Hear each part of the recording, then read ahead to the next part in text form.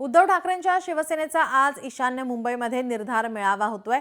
आदित्य ठाकरे दाखल झालेत। उद्धव ठाकरेंची तोफ ही मुलुंडमध्ये धडाडणार आहे। ठाकरेंच्या शिवसेनेचा आज ईशान्य मुंबई निर्धार शिबिर होत आहे आणि या ठिकाणी आता आदित्य ठाकरे पोहोचलेले आहेत। आपण ही लाईव्ह दृश्य पाहतोय। ठाकरेंच्या शिवसेनेचा आज ईशान्य मुंबई निर्धार शिबिर होत आहे। या ठिकाणी आदित्य ठाकरे पोहोचलेले आहेत। हा धडधडता विचार या ठिकाणी आपल्या सगळ्यांना एका नव्या दिशेने वाटचाल करण्यासाठी नेतोय। जरा जोरदार टाळ्यांच्या गडगडाटात आपण या सगळ्यांचं मनपूर्वक स्वागत करूया आणि मी मान्यवरांना विनंती करतो की आपण पुन्हा एकदा समोरील आसनांवर आसने, कारण आपण या कार्यक्रमाची पुढील सूत्र चर्चा सत्र आपल्या हाती घेऊन करत आहोत। एक महत्त्वाचा प्रश्न या ठिकाणी 4 मातब्बर नेत्यांना विचारण्यासाठी इथे दस्तूर खुद्द राऊत साहेब मुलाखतकाराची भूमिका निभावणार आहेत आणि एक जिगरीचा आवडीचा प्रश्न ते आपल्या सन्माननीय नेत्यांना विचारणार आहेत की आम्ही शिवसेनेत का?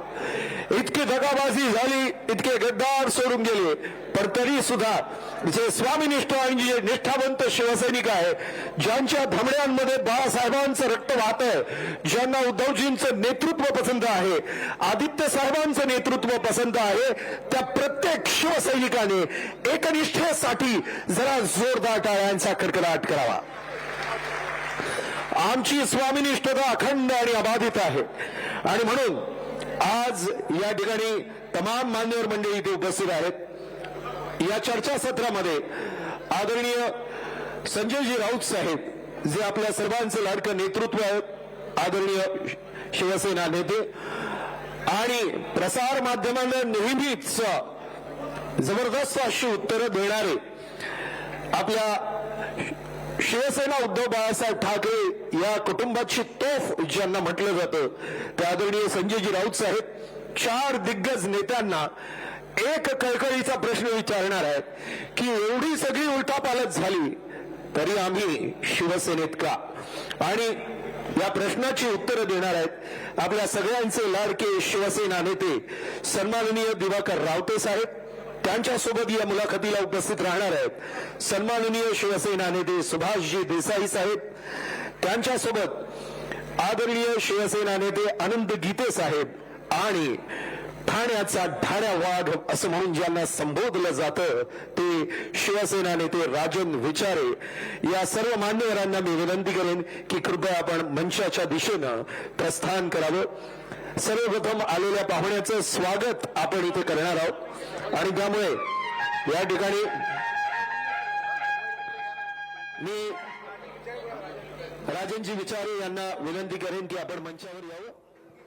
अनंत गीते साहेब यांना विनंती करेन की उद्धव ठाकरेंची तोफ मुलुंडमध्ये धडाडणार आहे। मात्र या ठिकाणी ठाकरेंच्या शिवसेनेचा आज ईशान्य मुंबई निर्धार मेळावा होतोय। आदित्य ठाकरे थोड्याच वेळात मार्गदर्शन करणार आहेत। आपले प्रतिनिधी उमेश करंजकर आपल्यासोबत जोडलेले आहेत। उमेश, थोड्याच वेळात आता या मेळाव्याला सुरुवात होणार आहे, काय अधिकची माहिती?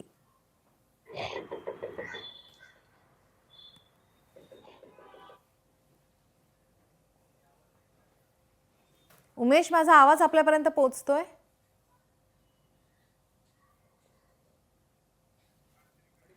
काही तांत्रिक अडचणींमुळे आपला आवाज त्यांच्यापर्यंत पोहोचत नाहीये।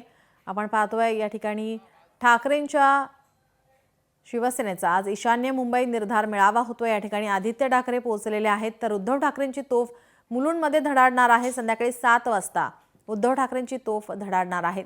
या मेळाव्याला ठाकरेंच्या शिवसेनेचे अनेक नेते संबोधित करणार आहेत।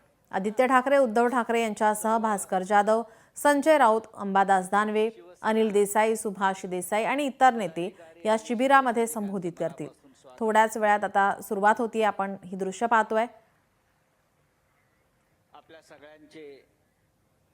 यावर काही वेळापूर्वी संजय राऊत यांनी प्रतिक्रिया दिली होती, आपण ऐकूयात। प्रिय आदित्यजी ठाकरे यांचं सुद्धा या सभागृहात आणि या शिबिरात स्वागत।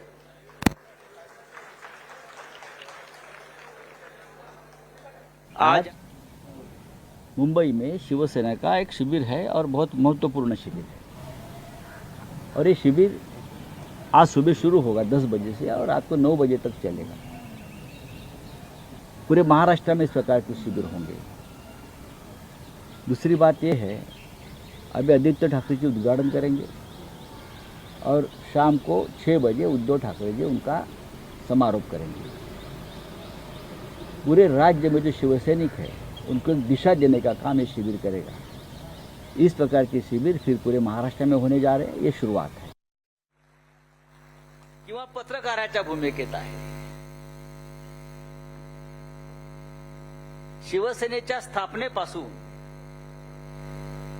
आणि आतापर्यंत शिवसेनेमध्ये अनेक उलटापालटी झाल्या, भूकंप झाले म्हणतात, वादळ आलं म्हणतात, गोंधळ झाला म्हणतात, पण तरीही समोरचा शिवसैनिक आणि या व्यासपीठावर बसलेले हे शिवसेनेचे प्रमुख स्तंभ हे मजबूतीने उभे आहेत।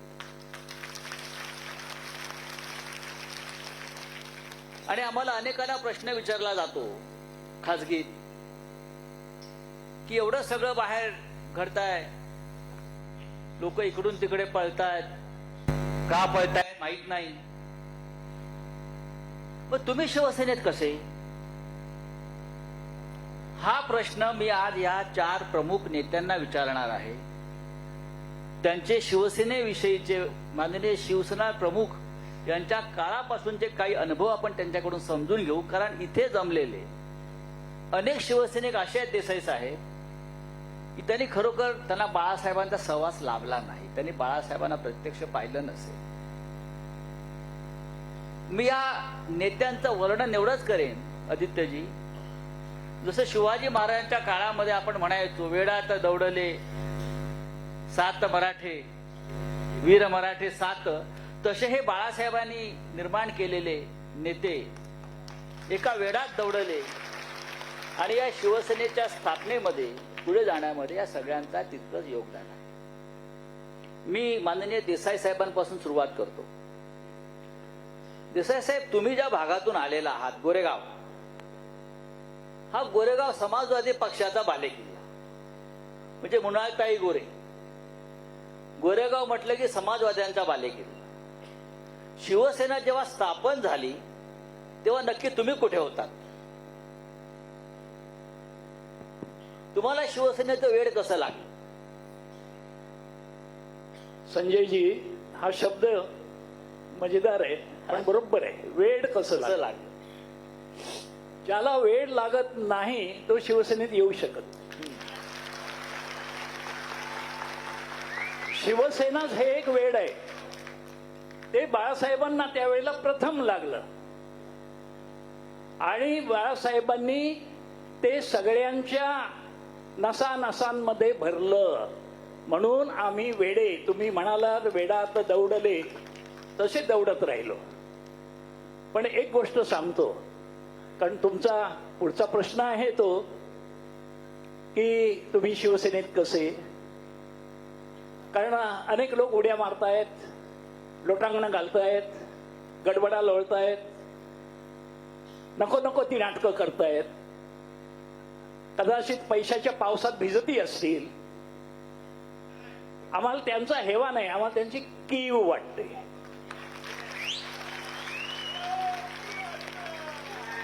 याचं कारण एकच आहे, तुमचा पहिला प्रश्न आहे वेड, त्या वेडाला धरून की जसे आई आपल्या बाळाला पोलिओची लस देते अशासाठी की त्याला आयुष्यात पोलिओ होऊ नये, तशी बाळासाहेबांनी आम्हाला निष्ठेची, कडवटपणाची लस दिलेली आहे। आणि म्हणून मीच नाही, माझ्यासारखे हे सर्व, तुम्ही आम्ही सर्व हजारो लाखो शिवसैनिक आज कडवटपणाने उद्धवजींच्या आणि आदित्यजीच्या बरोबरीत त्याच्या पाठीशी खंबीरपणाने उभे आहोत आणि राहणार। रावते साहेब, आपण दादरच्या बालेकिल्ल्यातले शिवसैनिक, दादर असेल, परळ असेल, गिरगाव असेल, इकडला शिवसैनिक म्हटला त्या काळामध्ये हा दादरचा आहे, हा लालबाग परळचा आहे किंवा गिरगावचा आहे. पण दादर सुद्धा एकेकाळी काँग्रेसचा आणि थोडा समाजवादी पक्षाचाच बालेकिल्ला होता. कम्युनिस्टांचा काही भाग त्याच्यामध्ये होता. तुम्ही स्वतः बाळासाहेबांच्या सहवासामध्ये कधी आणि कसे आला? कारण जेव्हा तुम्ही पक्षाचं काम सुरू केलं तेव्हा तुम्ही खूप तरुण होतात.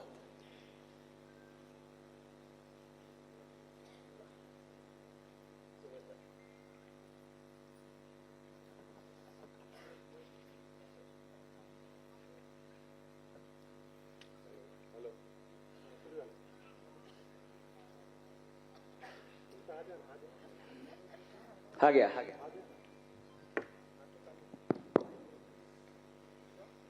खरं तर मी नेव्हीमध्ये ट्रेनिंगला होतो. नेव्हीत नेव्ही तुम्ही देशाचं नुकसान केलं की काय? 62 सालचा त्यावेळेला एक कार्यक्रम होता नेव्हीचा सर्व जनतेकरता.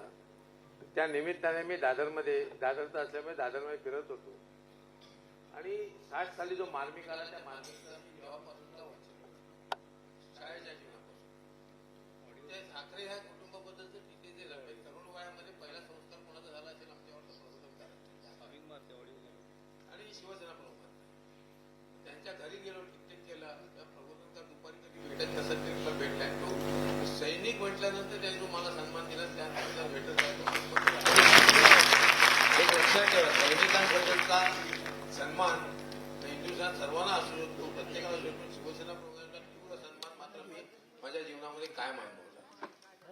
ते ठाकरे कुटुंब नेव्हीत असल्यावर सर्वच गोष्ट सैनिकांबद्दलचा प्रचंड सन्मान असलेलं ठाकरे कुटुंब हा महत्वाचा विषय आहे. आणि मग 19 जून 66ला ज्यावेळेला शिवसेनेची स्थापना जे सगळं मार्मिकमध्ये येतच होतं.